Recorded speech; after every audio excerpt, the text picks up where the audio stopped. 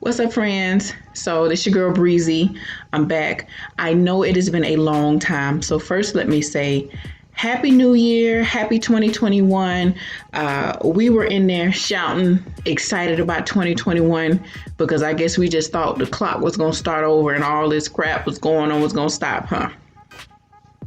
Well, here we are, 2021. Looking a whole lot like 2020, but we still got time to change that, right? Okay. So this video, I'm going to be talking about nursing school. So in a prior video, I told you guys that I was doing a career change from HR to nursing and just kind of telling you about that journey. So this is an update. So last week, I completed my first week of nursing classes. So I wanted to kind of update you guys and kind of let you know if you're looking to do nursing school in a pandemic, you know, to know what to expect and kind of how to maneuver with that. So stay tuned.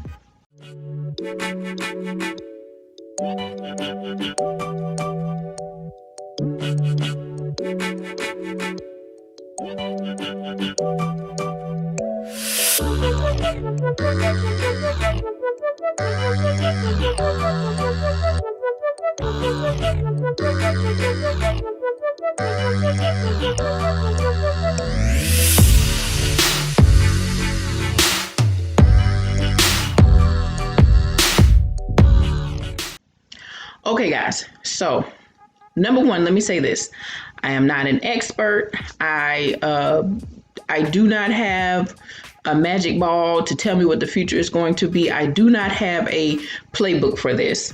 This video is just to let you know my experience so that this way you would know if you plan on trying to get in nursing school right now or to take classes or toward getting nursing school with all this COVID stuff going on. This way you'd kind of understand what to expect.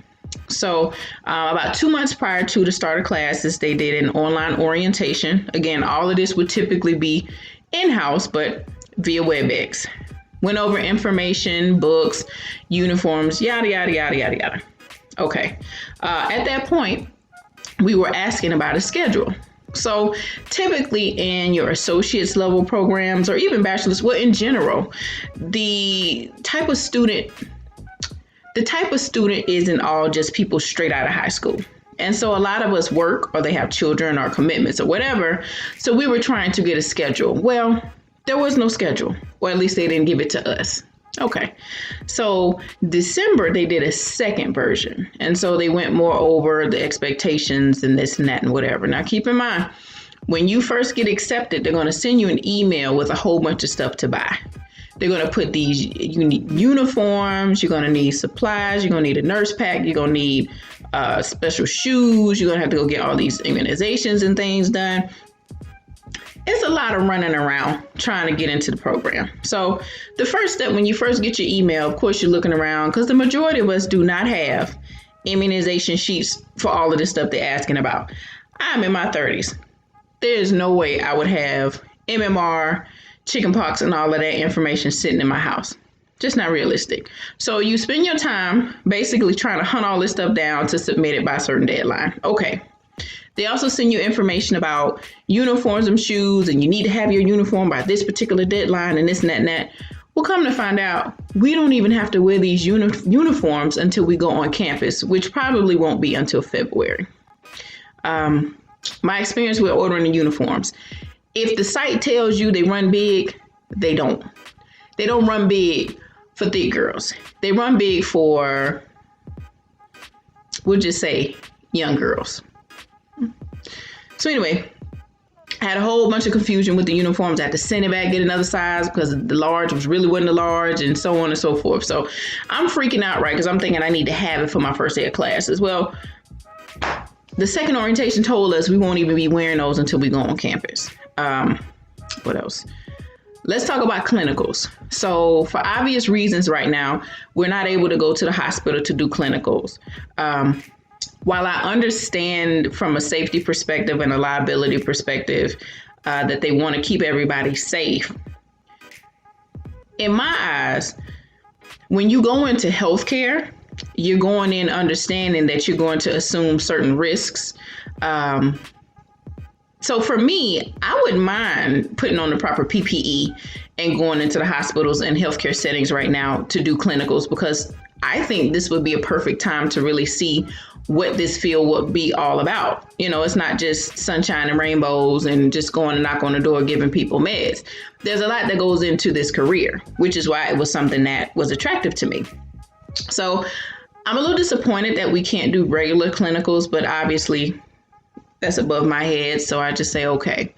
So clinicals will actually be done at one of our campuses, and it'll be the simulated doll. I don't know the specific name for it, but you'll basically be learning your stuff on a doll. And there'll be some assignments that we'd have to turn in where we probably practice on a family member or someone at home. I can tell that they put a lot of thought into trying to create an experience to where it's similar to what we would do. But personally, direct patient care to me is probably the best way to learn this stuff. But what do I know? Still early.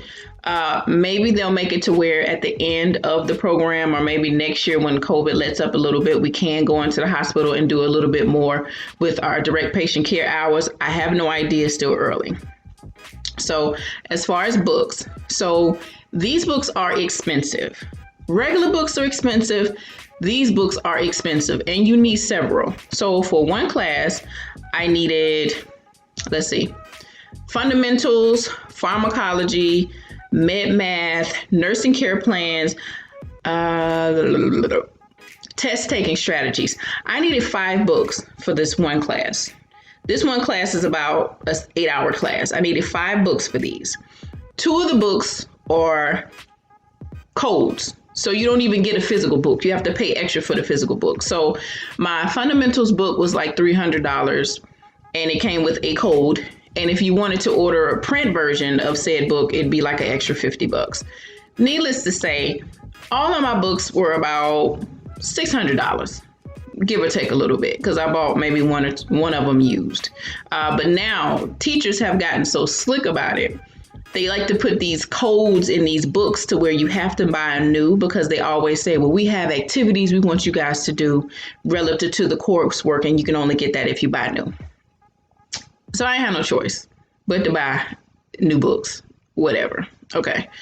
So as far as material, so Fundamentals of Nursing is going to be your first class in nursing school. Some schools may be different, I don't know, but from what I understand, fundamentals will be your first class. So in fundamentals, you cover a whole lot of the basics, right? The history, nursing process. We're going to talk about, we're right now working on dosage calculations, infection control, asepsis, Maslow's, that's huge. Maslow's, a lot. It's a lot of information, y'all. But it's not something that I didn't expect. Obviously, I didn't go into this thinking it was going to be easy. I do know it's going to be difficult, but it is a lot of information. And so when you log on, we use something called iCollege. And so when you log in, it basically shows you all of the information. And so we basically went from an empty iCollege to doo-doo. It's literally uploading stuff. And so they'll do an orientation with you to talk to you about what your clinicals will look like in this setting, the type of skills that you have to check off on. They'll also do orientation to talk to you about what basic skills, information that you need to be able to do when you do go to the lab. They have your clinicals experiences and your basics your skills experiences separated into groups, because for obvious reasons, all of us can't be in the same place at the same time. So they basically broke us up into groups, and they assign what days that you go for your clinical experience or what days you're doing your basic skills experience. And so you will also get a schedule for that as well. As far as the uniforms, the only time that you'll need to wear your uniform would be when you go for clinicals. And I believe when you take your test, I'll verify, but I believe it's that. So the uniforms that we paid all that money for and rushed to get, we're really not going to wear them that much the beginning of this semester. I'm not sure if that's going to change, but whatever. As far as stuff, y'all, I got...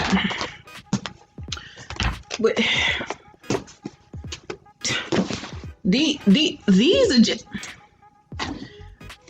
ATI, test taking strategies, books to help you with understanding the context for the NCLEX.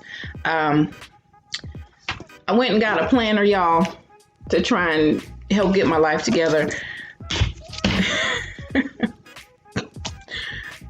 The first week I was just trying to say, what in the hell did I get myself into? That all I could say was that. And so once I really started looking at everything, I wanted to sit down and come up with a strategy of how I can organize my life. So I basically got a big 3-ring binder, and I've separated them by exam, and I have subcategories based on whatever curriculum we're covering. And so the readings are not the most exciting to read. I'll be very honest. It's not exciting stuff to read, y'all. But my approach is going to be utilize the PowerPoint first to kind of help me determine what are the key points that I need to be paying attention to. And from that, I'm going to take my readings and make sure I'm focusing on those items. Definitely, I listen to lecture often. So I listen to pre-recorded lecture, good old cards for medical terminology, a lot of highlighting, a lot of coffee, a lot of tea. It's a lot. So I don't really know what the future is going to hold with this. I guess my approach is to just see how I do for the first test, which is going to be January 27th. So wish me luck. And I will update you guys on how I did on my first test and see if my study strategies worked. As far as communication with the people in your class, so we have a group meet that we're part of, and all of the students are in there and they're bouncing ideas off of each other. And so I heard how competitive nursing students can be and how some of them like to kind of be real petty and catty and all that kind of stuff. And it's already started in my group. So if all of us win, what's the harm in that? But I digress. I study better by myself anyway, so it's not a big deal for me. But anyway, that was my update, y'all. Sorry for the bad quality of the video. Something's up with my phone, y'all. So I don't know.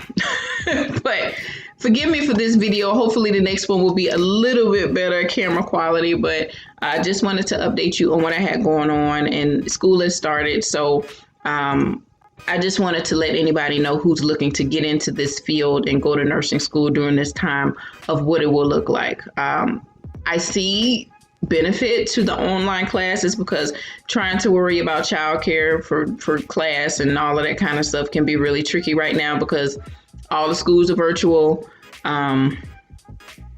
I mean, daycare is kind of scary, to be honest. I just feel like it's the best place for them to catch it. It would be a daycare right now. So there's no way for your kids to go.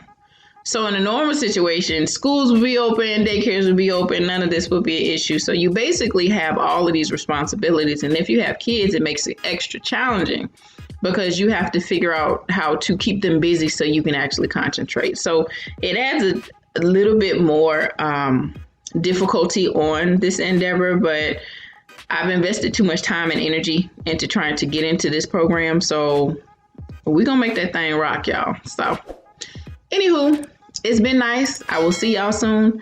I got some new stuff I want to talk about. So happy 2021. Take care, y'all.